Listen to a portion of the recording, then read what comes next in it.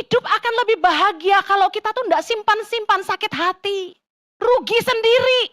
Ketika orang menyakiti kita, kita punya dua pilihan. Mau simpan sakit hati atau mengampuni. Saya kasih tahu.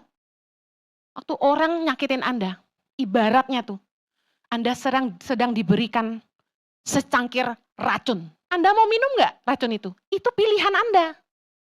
Kalau Anda minum, Anda mati. Jangan diambil. Pilihlah untuk selalu mengampuni. Ketika kita benci sama orang, nggak mungkin kita damai. Nggak mungkin kita sukacita, pasti mukanya meletot. Orang tuh kalau sudah salah, perasaan bersalah tuh sudah menyiksa dia. Tanpa kita perlu menghakimi dia, tanpa kita perlu marah-marah, orang kalau tahu dia salah, dia sangat tersiksa.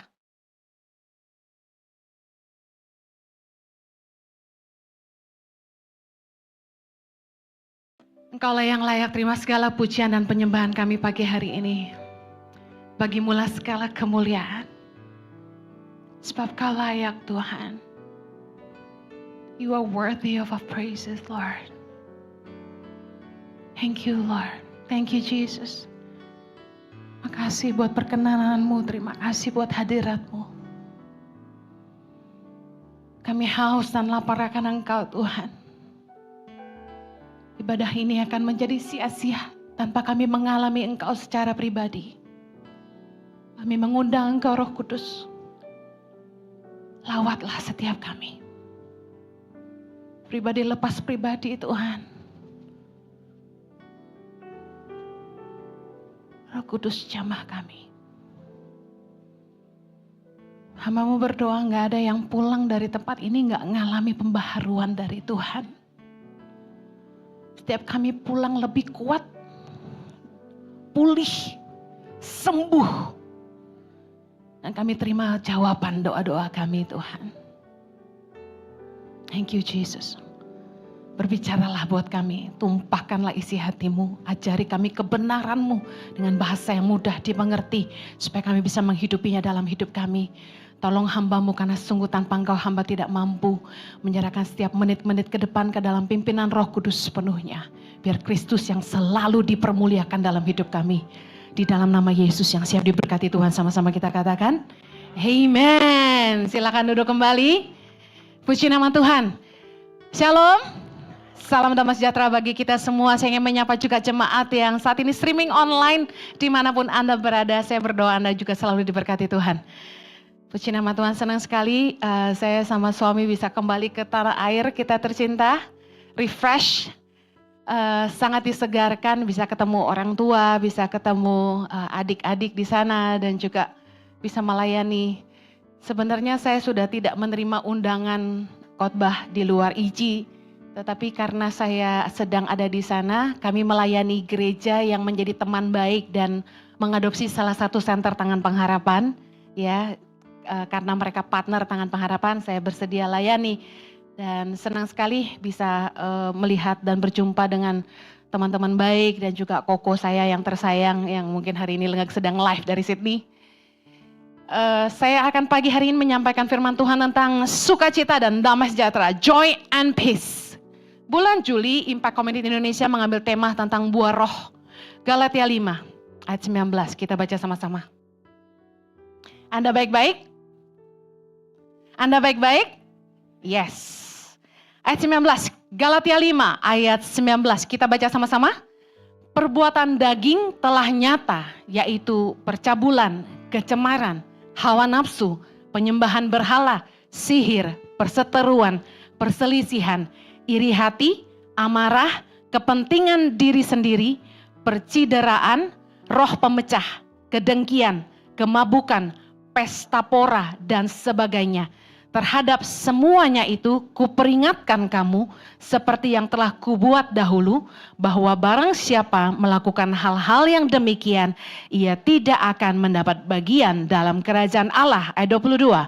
Tetapi buah roh ialah kasih, sukacita, damai sejahtera, kesabaran, kemurahan, kebaikan, kesetiaan, kelemah lembutan, penguasaan diri. Tidak ada hukum yang menentang hal-hal itu. Lawan dari buah roh adalah perbuatan daging. di ayat 19 sampai 21 dengan sangat jelas dituliskan oleh Rasul Paulus tentang perbuatan-perbuatan daging. Kemudian dalam ayat 22 sampai 23 buah roh. Dan kita bisa lihat bahwa kalau kita hidup dalam perbuatan daging, maka buah roh tidak akan lahir dari hidup kita. Yang mengerti katakan amin. Rasul Paulus menuliskan ini secara kontradiksi di atas dan di bawah. Mari periksa apakah ada yang kita masih lakukan dalam perbuatan daging dan apakah buah roh nyata dalam hidup kita. Salah satu dari buah roh adalah sukacita dan damai sejahtera. Itu yang saya akan menjadi fokus kita pagi hari ini. Ketika kita keluar dari kebenaran firman dan kasih, maka kita akan merasakan bahwa kita hilang sukacita dan hilang damai sejahtera. Saya ingin kita lihat dalam perbuatan daging, saya ambil contoh dari situ. Dikatakan perselisihan, percideraan. Saya yakin ketika kita bertengkar dengan orang lain, marah, pahit, dengki, bahkan iri hati terhadap orang lain, pasti sukacita dan damai sejahtera hilang dari hati kita. Gak mungkin Anda baik-baik saja kalau Anda sedang marah. Ada di sini yang kalau pagi itu bertengkar sama pasangan pergi kerja dengan perasaan damai dan sukacita? Mustahil. Ketika kita marah, kita benci, kita dengki, sakit hati, langsung reaksi utama, sukacita dan damai sejahtera hilang dari hati kita. Saya ingin kasih contoh-contoh ini supaya Anda mengerti bahwa ketika Anda hidup dalam perbuatan daging, buah roh tidak ada. Yang berikutnya, ketika kita hidup dalam dosa dan kebohongan, mana ada orang selingkuh, sukacita dan damai sejahtera? Oh Bu Heni, waktu saya selingkuh saya bahagia. Karena selingkuhan saya membuat saya lebih bahagia daripada pasangan saya. Tapi sesungguhnya saya yakin, sukacita itu semu. Karena tidak ada orang yang bikin salah bahasa bahagia. Ketika kita keluar dari kebenaran, ketika kita hidup dalam dosa, kita hidup dalam percabulan, having sex before marriage. Ngumpet-ngumpet, papa mama gak tahu. Kita bikin mobil goyang di tempat gelap misalnya. Itu bahasa-bahasa kayak gitu ya. Saya yakin Anda bahagia sementara semu banget. Bohong bahagianya. Saya yakin ketika kita hidup dalam dosa, immediately sukacita dan damai sejahtera hilang dari hati kita. Dosa dan kebohongan. Kita bohong sama orang tua, bohong sama pasangan, bohong sama atasan. Pasti sukacita damai sejahtera hilang dari hati kita. Berikutnya, ketika kita hidup dalam kebodohan, dalam kemunafikan. Kebodohan itu seperti apa? Udah tahu nggak boleh dilanggar. Kita itu sering gini, aturan dibuat untuk dilanggar kan Bu Heni? Padahal aturan dibuat untuk menjaga kita. Katakan amin. Kecelakaan lalu lintas sering kali terjadi karena apa? Karena orang gak ngikut aturan. Gak boleh lebih dari 100 kilo, orang hajar 140, zoom. Akibatnya kecelakaan. Dibilang gak boleh main handphone sambil nyetir. Itu aturan yang baik. Tapi banyak orang langgar, termasuk pendeta. Ya kan? Istri harus marah-marah. Taruh dulu handphonenya. Curhat. Gak mau dengar. Ada orang yang main handphone kecelakaan di jalan tol berapa banyak. Aturan dibuat untuk menjaga kita. Katakan aturan dibuat untuk menjaga saya. Supaya apa? Supaya kita tidak celaka. Orang tua kasih tahu. Jangan having sex before marriage. Anak muda bilang gini. Orang tua zaman kuno gak ngerti pergaulan zaman sekarang. Padahal aturan dibuat untuk apa? Supaya kamu gak hamil di luar nikah. Supaya kalau kamu sampai disia-siakan sama pasanganmu, kamu tidak menyesal. Habis ini ada yang cut nih khotbah saya pasti. Dibuat. Jangan sex before marriage. Kita berbuat bodoh ketika kita tahu Sesuatu nggak boleh tapi kita tetap lakukan. Itu perbuatan bodoh. Orang yang berlaku bodoh tidak mungkin sukacita dan damai sejahtera. Munafik. Kita tidak baik-baik saja. Tapi kalau orang tanya, apa kabar? Kita jawab apa? Orang Kristen jawab apa? Luar biasa. Itu tuh dikte yang salah. Saya percaya bahwa kita harus dengan iman mengatakannya bahwa kita baik-baik saja.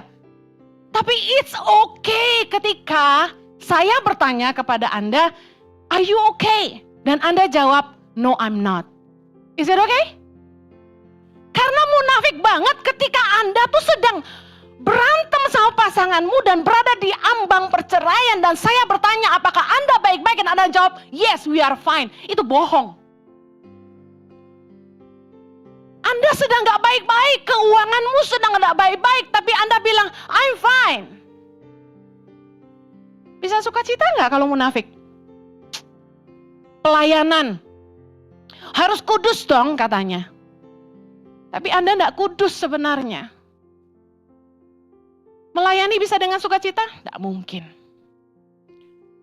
Ketika kita melanggar aturan, ketika kita melakukan apapun di luar kebenaran firman Tuhan.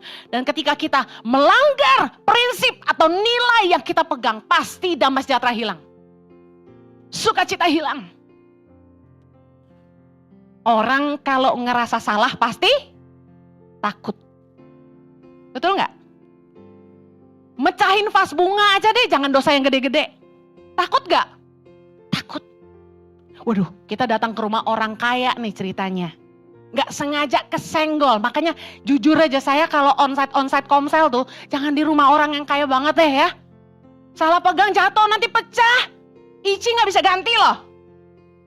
Hah? Kita takut. Waduh. Gucinya berapa nih harganya gitu kan? Kita udah panik. Rasa bersalah pasti membuat orang hilang damai sejahtera dan sukacita. Nah, mari kita bahas tentang buah roh sukacita. Sebenarnya luar biasa, roh sukacita ini, buah roh sukacita adalah kebahagiaan. Nah, semua orang sebenarnya pengen bahagia. Ada di sini yang nggak mau bahagia? Siapa yang di sini yang mau bahagia? Miliki buah roh sukacita. Mari kita lihat. Yohanes 15, ayat 10 sampai 12. Yang mau bahagia baca sama-sama. Jikalau kamu menuruti perintahku, kamu akan tinggal di dalam kasihku. Seperti aku menuruti perintah Bapakku dan tinggal di dalam kasihnya.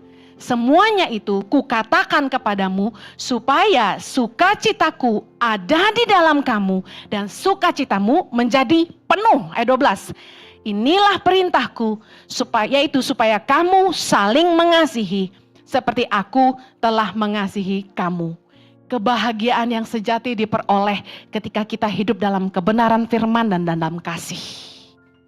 Saya ingin bahas contoh-contoh yang mudah tentang gaya hidup kasih. Contohnya, mengampuni orang yang bersalah. Tahu nggak? Orang itu akan lebih bahagia kalau dia murah hati. Murah hati nggak hanya bicara soal memberi. Tapi bagaimana dia dengan mudah mengampuni orang yang bersalah. Ada orang yang begitu pendendam, begitu sakit hati, disimpan sampai mati. Saya yakin yang model gini jauh dari kebahagiaan. Tapi orang yang legowo, ngerti bahasa Jawanya legowo tuh hatinya luas. Orang salah ya sudahlah. Satu kali saya lupa siapa yang pecahin vas di rumah ya. Ini kejadian vas bunga lagi. Tapi orang itu enggak ngaku. Gitu. Ya, enggak ada yang ngaku kalau salah ya kan biasanya ya kan. Di gereja ada yang enggak sengaja itu ngerusak LED yang berdiri itu loh. Mati, ditanya siapapun enggak ada yang ngaku. Nah, saya enggak pernah cari itu siapa yang buat. Kenapa? Kesana punya prinsip begini. Orang tuh kalau sudah salah, perasaan bersalah tuh sudah menyiksa dia. Tanpa kita perlu menghakimi dia. Tanpa kita perlu marah-marah. Orang kalau tahu dia salah, dia sangat tersiksa. Makanya kenapa sebaiknya kita jujur kalau kita salah. Sorry, saya yang mecahin misalnya gitu. Karena itu untuk dia sendiri. Dia merasa lega, udah ngaku, bener gak? Urusan mau dimarahin, urusan mau dimaki-maki, ya kalau suruh ganti gak ada uang juga kita gak bisa paksa ganti kan? Lawang itu donasi kok, jemaat pengerja yang ngasih. Tapi saya gak pernah cari tahu siapa sih yang mecahin vas itu, siapa sih yang mecahin TV, sudahlah. Kenapa? Hidup akan lebih bahagia kalau kita tuh gak simpan-simpan sakit hati. Rugi sendiri. Ketika orang menyakiti kita, kita punya dua pilihan. Mau simpan sakit hati atau mengampuni. Saya kasih tahu. Waktu orang nyakitin Anda, ibaratnya tuh, Anda sedang diberikan secangkir racun. Anda mau minum nggak racun itu? Itu pilihan Anda. Kalau Anda minum, Anda mati. Jangan diambil. Pilihlah untuk selalu mengampuni. Gaya hidup kasih, Yesus mengajarkan dalam Lukas 6. Judul perikopnya, kasihilah musuhmu. Ayat 27. Tetapi kepada kamu yang mendengarkan aku berkata, kasihilah musuhmu, berbuatlah baik kepada orang yang membenci kamu, mintalah berkat bagi orang yang mengutuk kamu, berdoalah bagi orang yang mencaci kamu. Saya mau kasih tahu, mengampuni itu tidak mudah, saya tahu. Ketika orang begitu menyakiti kita, sebutlah pasangan, itu nomor 1. Kedua, mertua. Nomor 3, anak. 4, sahabat. 5, orang kepercayaan. Nah ini kelompok orang-orang yang paling nyakitin kalau kita disakiti ya. Ngerti ya maksud saya ya? Kalau orang di luar sana nyakitin kita mau EGP. Saya pernah ngalami salah satu yang terparah dari 5 ini. Saya nggak mau sebut karena nanti jadi bumerang buat saya. Tapi yang saya lakukan, saya belajar lakukan firman Tuhan. Kasihilah musuhmu. Lah dia bukan musuh saya, tapi dia menjadikan dirinya musuh. Bukan suamiku loh ya, suamiku mah baik sekali. Nah, saya belajar lakukan firman Tuhan. Berbuatlah baik kepada orang yang membenci kamu. Saya tuh heran gitu. Kenapa dia benci sama saya? Saya salah apa gitu? Apa muka saya ini mengundang kebencian? Begitu lihat gue sebel gitu. Tapi saya lakukan firman Tuhan. Saya kasihi dia. Saya berbuat baik sama dia. Bertahun-tahun tak terjumlahkan. Saya doakan dia. Kata firman Tuhan, mintalah berkat kepada orang yang mengutuk kamu, berdoalah bagi orang yang mencaci kamu. Gak cuma dicaci maki, saya dibenci. Tapi saya tabur dengan kebaikan, saya doakan. Saya kasih tahu, gak sebentar, puluhan tahun. Tapi saya menuai dengan luar biasa. Apa yang saya tuai? Yang pertama sukacita dan damai sejahtera. Karena ketika kita benci sama orang, gak mungkin kita damai. Gak mungkin kita sukacita, pasti mukanya meletot. Turun ke bawah. Tapi kalau kita legowo, sudahlah semua orang bisa bikin salah. Ampuni saja. Katakan ampuni saja. Angkat tangannya semua, begini. Ampuni saja. Shake it off ya. Ada lagunya kan? Shake it off. Kalau orang ngomongin kamu, shake it off. Kalau orang nyakitin kamu, shake it off. Abis ini gue jadi Henny, Swift. Anak saya ngefans banget Zoe sama Taylor Swift.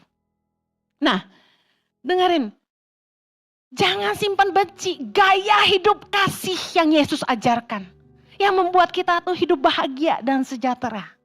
Karena kita gak simpan dendam. Ketika ada hamba Tuhan bilang gini, saat ini juga siapa yang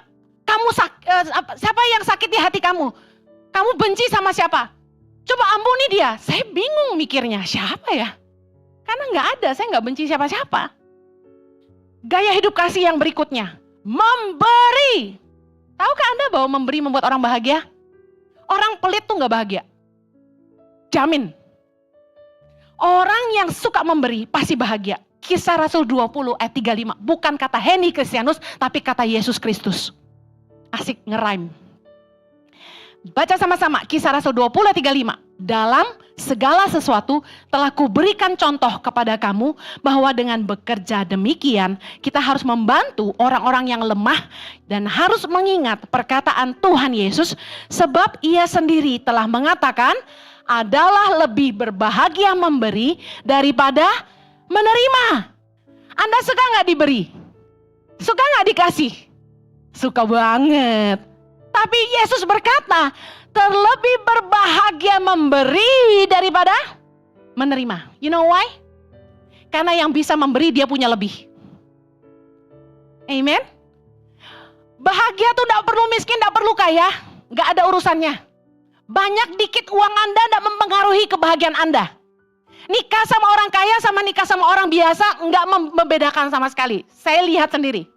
Kami hidup sederhana, kami lebih bahagia daripada beberapa teman yang kawin sama orang yang sangat-sangat kaya. Saya sudah saksikan dalam hidup saya. Jadi miskin kaya tidak menentukan kebahagiaan kita, katakan amin.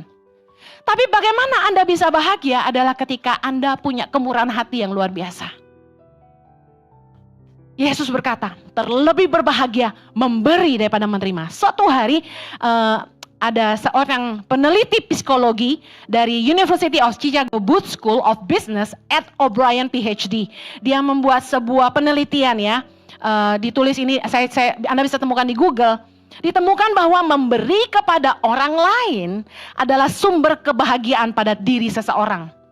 Terlepas dari seberapa sering ia melakukannya. Dalam penelitiannya, Ed O'Brien melakukan dua penelitian. Yang pertama, dia pakai mahasiswa-mahasiswa di universitas. Mereka diberi uang sebanyak $5 setiap hari selama 5 hari. $5, $5, dan mereka diberi kebebasan untuk menggunakan uang itu untuk apa? Boleh untuk diri sendiri, bisa untuk orang lain. Nah, ditemukan bahwa partisipan yang menghabiskan uangnya untuk orang lain melaporkan bahwa dirinya jauh lebih bahagia dibandingkan mereka yang menghabiskan uangnya untuk diri sendiri. Dikatakan gini, waktu uang itu dipakai buat dirinya sendiri, bahagianya senangnya sebentar doang. Tapi waktu dia kasih itu buat orang lain, happy-nya lama gitu. Kayak seneng banget gitu, happy. Nah, kebahagiaan dikatakan gini, kebahagiaan kelihatannya menetap pada mereka yang memberikan uangnya kepada orang lain. Bayangin, kebahagiaan itu bisa kayak percikan api, ya, cuma sebentar. Tapi kebahagiaan yang menetap itu di dalam. It stays in you. Rasanya senang, happy. Saya punya hobi itu bagi-bagi hadiah. Hobi. Jadi kalau saya traveling kemana-mana, saya selalu beli oleh-oleh. Not just because I love the people I give, tapi karena saya menikmatinya. Menjadi kayak satu kebahagiaan sendiri. Saya packing sendiri satu-satu by name. Dalam eksperimen kedua, O'Brien melakukan penelitian dengan mengangkat 502 partisipan. Mereka dikasih kayak hadiah main puzzle, word puzzle, selama 10 kali. Nah, kalau menang dikasih 5 sen. Dikit banget ya. Nah, tapi uang yang mereka terima itu sekali lagi boleh didonasikan, boleh dipakai untuk diri sendiri. Nah, ternyata pemenang yang menyimpan uangnya untuk diri sendiri merasa kebahagiaannya lebih cepat sirna dibandingkan mereka yang mendonasikan uangnya untuk orang lain. Keren ya, kok bisa gitu ya? Dunia loh ini yang nulis. Bayangin, ini tuh bukan dari firman aja. Yesus tuh ngomong terlebih berbahagia memberi daripada menerima. Itu sebuah kebenaran. Ada kebahagiaan yang membuat kita punya hormon-hormon di sel-sel otak kita ini, membuat kita lebih happy, lebih sehat gitu. Dan secara penelitian dunia dibuktikan, bukankah luar biasa? Memberi menjadi sumber kebahagiaan. Jadi kalau Anda ingin bahagia, lakukan firman Tuhan, hiduplah dalam kasih. Mari suka mengampuni dan mari suka memberi. Katakan sebelah kanan kirimu, kalau yang mengampuni gak pakai duit aja lu pelit, apalagi yang pakai duit gitu. Oke, yang berikutnya, buah roh damai sejahtera. Damai sejahtera. Tahukah Anda untuk rest atau rasa aman ketika kita bisa tinggal dalam damai sejahtera, itu adalah berkat Tuhan yang luar biasa. Mazmur 127 ayat yang kedua. Dikatakan, sia-sialah kamu bangun pagi-pagi dan duduk-duduk sampai jauh malam dan makan roti yang diperoleh dengan susah payah, sebab ia memberikannya kepada yang dicintainya pada waktu tidur. Ini minta maaf sekali, terjemahan bahasa Indonesia salah. Mari kita lihat. Terjemahan yang sebenarnya saya ambil dari dua versi dalam bahasa Inggris supaya membuktikan bahwa ini benar. It is vain for you to rise up early, to sit up late, to eat the bread of sorrows, for so he give his beloved sleep. Dalam NIV dikatakan, in vain you rise early and stay up late, toiling for food to eat, for he grants sleep to those he love. Apa artinya? Dia mengaruniakan tidur kepada yang dikasihinya. Kata tidur di sini adalah rest. Bahwa Anda tinggal dalam damai sejahtera. Banyak orang yang stres hidupnya. Selalu ngerasa susah. Gak bisa tidur. Selalu orang yang stres gak bisa tidur. Sedangkan Tuhan memberikan rest, sleep kepada orang yang dikasihinya. Kalau Anda mengalami kesulitan tidur, yang Anda perlu lakukan adalah belajar mengasihi Tuhan. Bagaimana Anda belajar mengasihi Tuhan? Dengan melakukan firman Tuhan. Dengan melakukan firman, Anda tinggal dalam kasih-Nya Tuhan. Nah, rest atau damai sejahtera bukanlah karena orang-orang itu hidup tanpa masalah. Tapi mereka bisa tidur nyenyak meskipun masalah banyak. Saya punya tanggungan dalam tanda kutip cukup banyak. Luar biasa waktu saya ke New Zealand kemarin, pelayanan di Christchurch, gembalanya Pastor Catherine mendapatkan nubuatan buat saya. Dia bilang gini, bahwa Tuhan memberikan kamu anak kembar, Chloe dan Zoe, itu secara duniawi, tapi secara rohani, dari hidupmu, dari rahimmu secara rohani, kamu melahirkan dua anak kembar, YTP dan Ici, Tangan Pengharapan dan Impact Community Indonesia. Saya kaget dengarnya, wow. Dan tahukah Anda bahwa memiliki dua pelayanan yang cukup besar menurut saya, tidak mudah. Pasti banyak beban, banyak masalah, banyak staf-staf yang WA dengan berbagai urusan. Dan makanya minta maaf sekali kalau ada yang tersinggung saya nggak balas WA-nya. Kalau panggil gini, Bu Heni, saya nggak nyaut. Lebih banyak yang mesti gue jawab yang lebih penting daripada sekedar apa kabar. Nah, beberapa yang nggak ada di konteks saya pun nggak ada namanya, saya pasti nggak balas. Makanya harus ngomongnya komplit. Halo Bu Heni, saya mau ngomong gini bla bla bla bla. Nah, jadi kan jelas, gak dua kali tektokan. Nah, saya bisa tidur nyenyak setiap malam. Saya sama sekali gak pusing tuh, gak stres, gak khawatir. Meskipun setiap bulan Tangan Pengharapan, itu saat ini harus punya uang kurang lebih di atas 2,5 M untuk running the whole foundation. Ngeri gak? Tiap bulan Bapak Ibu. Kalau dipikirin ya pusing, tapi saya gak pernah mikir. Saya percaya. Saya santai aja. Saya percaya sama Tuhan. Bahwa Tangan Pengharapan bukan pelayanan saya. Bahwa Tangan Pengharapan adalah milik Tuhan. Kalau Tuhan yang utus, Dia yang urus. Anak-anak Indonesia ada 6.500 di 87 center saat ini, seluruh Indonesia. Dari Nias, Mentawai sampai Papua, Maluku Utara, Sulawesi sampai ke NTT yang harus kami urus. Ada 8 sekolah berasrama yang sudah berjalan dan masih ada 2 lagi yang harus dibangun seperti visi yang Tuhan berikan untuk melahirkan 1.000 pemimpin bagi Indonesia. Biaya kuliah yang sangat mahal, biaya hidup yang tidak murah. Belum lagi kalau anak-anak banyak maunya. Wah, saya kasih tahu, itu saya sekarang ini sudah di titik rest. Orang itu bisa damai sejahtera bukan karena gak punya masalah. Tapi mereka tetap bisa tidur nyenyak walau masalah banyak. Yang mengerti katakan amin. Kita bisnis, kita kerja, menikah, punya pacar, apa gak ada masalah? Kayaknya yang gak merit lebih awet muda daripada yang merit loh saya liatin. Kenapa? Karena gak pusing ngurusin istri katanya. Gak pusing ngurusin suami. Lebih awet muda, saya perhatiin ada teman mama saya, umurnya lakcap go, 65. Masih awet muda, masih lincah sana sini. Yang merit udah. Mukanya udah keriput-keriput, matanya kerut-kerut, kuningnya kerut-kerut. Tapi kamu enggak sayang, puji Tuhan.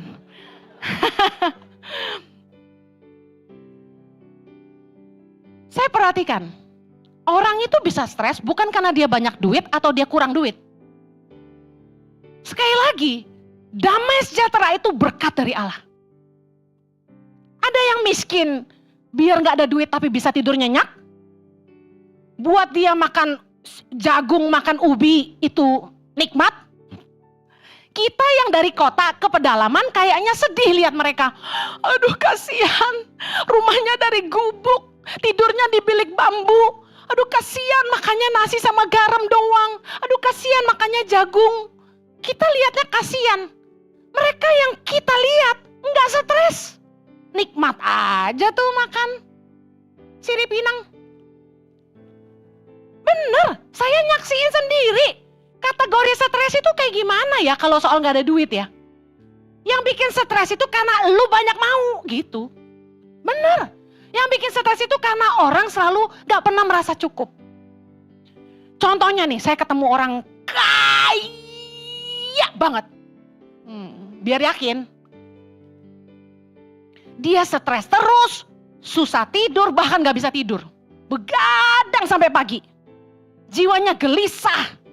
Padahal hartanya banyak, dia mau beli apa juga bisa. Mau kemana juga bisa. Tapi hidupnya selalu stres, ribut terus dengan pasangannya. Kasar omongannya, totally not happy. Gak bahagia, gak ada sukacita, gak ada rasa sejahtera. Anda bilang kekayaan membuat Anda bahagia? Belum tentu. Saya ketemu yang kayak gini. Saya pelajari, kenapa ya? Kok dia gak bisa tidur ya? Padahal ranjangnya gue percaya tuh, King Coil lewat. Ternyata saya lihat ini. Dia gak pernah ngucap syukur. Meskipun hartanya banyak sampai 3 turunan, dia gak merasa cukup. Dan yang signifikan, dia hidup dalam kecemaran, hawa nafsu, kedagingan, pesta pora, kemabukan, orangnya suka marah. Ini yang bikin dia gak punya damai sejahtera dan sukacita. Apa yang membuat kita hidup tuh gak punya sukacita dan damai sejahtera? Mari periksa hidup kita hari ini. Apakah kita masih hidup dalam perbuatan daging? Galatia 5, 19-21. Percabulan, kecemaran, hawa nafsu. Coba lihat satu-satu, masih hidupin gak itu?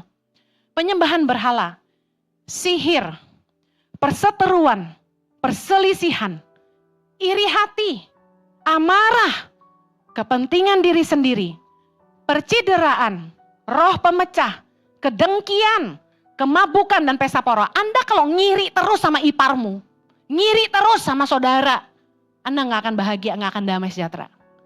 Perselisihan, iri hati, amarah, kedengkian, udah pasti bikin damai sejahtera hilang. Amen. Jangan suka ngiri sama orang. Mari lakukan firman Tuhan. Menangislah bersama dengan orang yang menangis. Bersukacitalah bersama dengan orang yang bersukacita. Jangan sampai orang bahagia, kita marah. Orang diberkati, kita iri hati. Kalau kakak adik kita lebih kaya dari kita, so what? Ikutlah bahagia dengan mereka. Saya kasih tahu, lebih baik keluarga kita tuh lebih kaya dari kita. Kenapa? Kalau mereka miskin nyusahin kita. Kenapa mereka lebih kaya kita malah jadi iri hati? Harusnya kita syukuri kalau mereka lebih kaya, mereka yang berkatin kita. Amen. Jangan malah iri hati. Gak perlu branded, gak perlulah hidup dikejar-kejar sama keinginan-keinginan akan merek-merek dunia. Gak penting. Katakan gak penting. Karena yang gak penting ini yang bikin kita suka iri hati sama orang. Benar gak? Mobilnya baru lagi. S-Class. Volvo. Audi. Apa sih AO aja lu. Udah deh. Percayalah kalau Anda tuh gak ngiri sama orang. Anda ikut sukacita dia diberkati. Anda bahagia. Orang suka ngomongin hamba Tuhan lain di depan saya. Pengen lihat reaksi saya. Saya bilang apa? Saya jawab gini. Saya percaya Tuhan memakai semua orang dengan cara yang berbeda untuk menyelamatkan manusia. selera manusia beda-beda. Anda puji Tuhan senang sama saya, tapi banyak yang sebel sama saya. Lebih dikit sih yang sebel, puji Tuhan. Ayo jangan lagi hidup dalam perbuatan daging. Supaya Anda tuh punya damai sejahtera dan sukacita. Jangan suka ngelanggar aturan. Jangan ngelanggar firman Tuhan. Jangan melanggar nilai-nilai yang Anda pegang. Berintegritaslah di dunia kerja. Berintegritaslah dalam apapun yang Anda kerjakan.